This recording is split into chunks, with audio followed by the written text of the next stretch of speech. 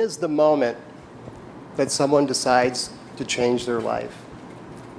What is the spark that's ignited in them that says, I can and will do anything with my life? I am the captain of my ship.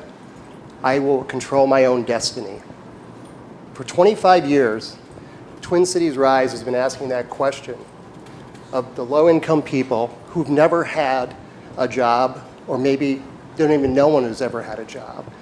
Where multi-generational poverty is a condition where you live in trauma. We know it reorganizes your brain in a way that basically says, I'm not going to succeed at anything. I have no hope. How do you go from no hope to hope? How do you go from non-belief to belief? We make a mistake in our society, in our country, of thinking that people in poverty aren't smart enough. There's not been a participant who I have met who wasn't bright and intelligent, but that hope has been crushed by a series of events outside their control. Sexual abuse, abandonment, violence, and then a web of small things in our society that prevents you from ever moving forward. People who come to us can't afford to get a driver's license to go to work. Maybe they got caught smoking a joint one time, and now they can't be employed. So this fundamental question of how you take someone from no hope to hope is the critical thing we're talking about, because everyone that comes to Twin Cities Rise is told this: you are valuable, you are lovable, and you are important. You are valuable, you are lovable, and you're important. And you know what they say to us? No one's ever said that to me. No one has ever told me that I'm worthy of love. Quentin, an African American who now works for us and is one of our greatest coaches, told me when he was 3 years old, he had a single mom.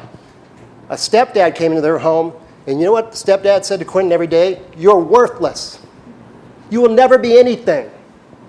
Quentin went on to become a Golden Gloves boxer, a great boxer, but he committed 5 felonies.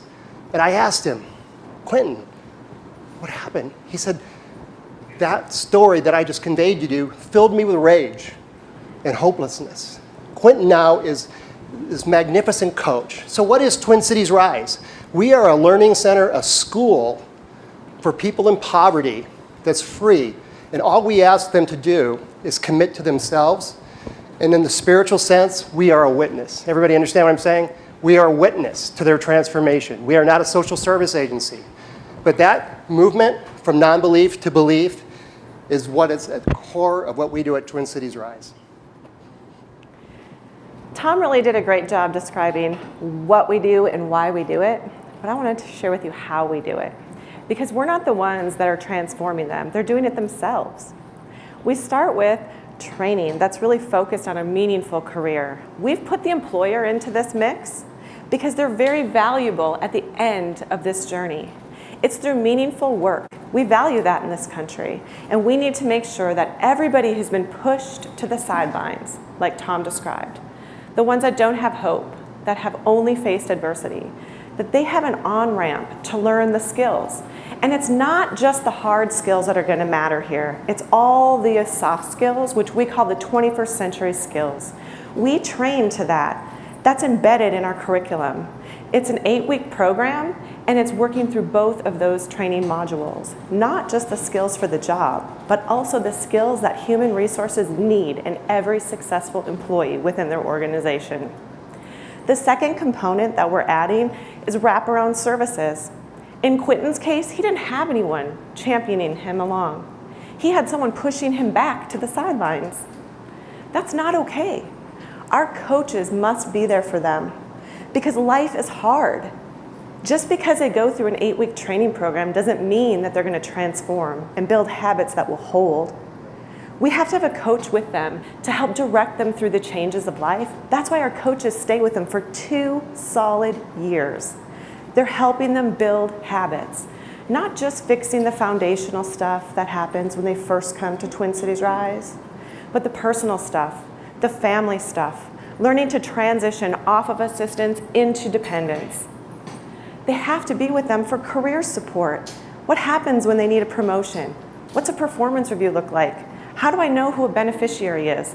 Our coaches help them navigate through that model for 2 solid years. But that's not enough.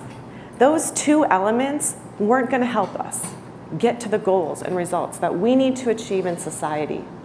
We had to develop personal empowerment training.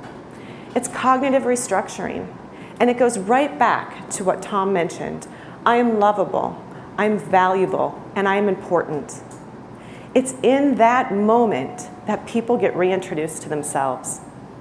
They gain self-confidence, something they may never have had in their entire life, or that they need to be reintroduced to. Self-confidence is the key, because with it, there's no limit to what they can achieve. They learn self-control, self-regulation. They learn how to apply that in their life, in their family, in their community, and at work. These 3 things are how we are very successful, because achieving those success stories like Quentin, it's what we do every single day. So the question's been posed, when is the moment that someone changes their life? We've asked that for 25 years. Thousands of graduates, with most of whom have a criminal record, most of whom are African American men. And here's the answers that we have learned from that question. We've increased wages of over $200 million that haven't come to us or anybody else or any social service agency into the pockets of our graduates. They've gone on to found businesses, trucking businesses. They have jobs as CEOs. They have moved on with their life and bought their first home. Our retention rate on the job is 82% after 1 year. It's over 75% after 2 years. That's double the national average. It's unheard of. Why? Because these individuals are empowered to take control of their own future. We also started something very unique called Pay for Performance in the state of Minnesota. We went to the state and we had an economist examine our program. And for every dollar the state's invested in our program, we have returned $7 to the taxpayers. How does that happen? Someone goes from not paying taxes to paying taxes. People go from going back to jail. We've reduced the recidivism rate in our program from 50% to 9%. So this ripple effect is something that the state now values and honors, and I think it's going to change the way states fund this type of work. So here's the thing again. What is the thing when someone says to themselves, my life will change forever, and what is the net result? Thousands of people reclaiming their lives.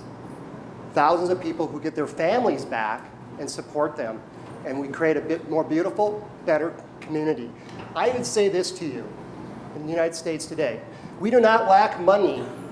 We do not lack wealth. We lack imagination and the fundamental belief, and everyone's right, that they're valuable, lovable, and important. So when is the moment that someone changes their life? It's now. Thank you.